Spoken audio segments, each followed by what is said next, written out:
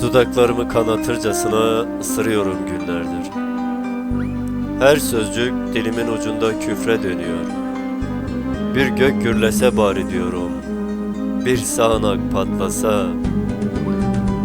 Uzun uzun bakıyorum kırılan sokaklara. Tek yaprak bile kıpırdamıyor nedense. Ve tek tek söndürüyor ışıklarını varoşlar. Alnımı kırık bir cama yaslıyorum. Seni düşünüyorum.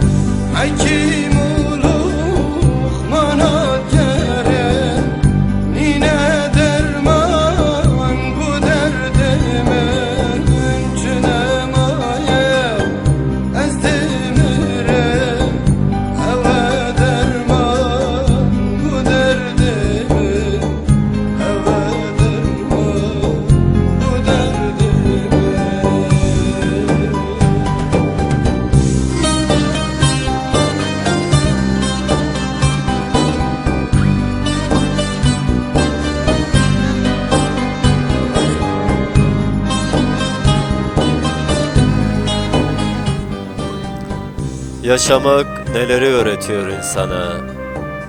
Okuduğum bütün kitaplar paramparça. Bir uçtan bir uca yalnızlık oluyor kent. Seni düşünüyorum. Devare delala dilimin.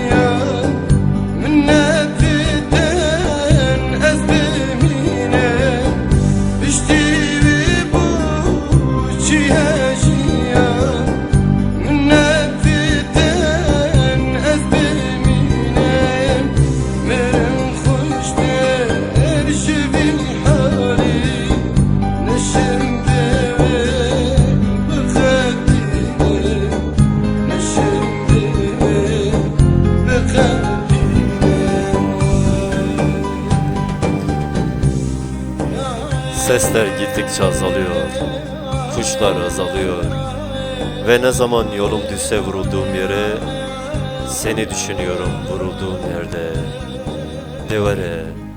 Devare delala dilimin, agire dilimin.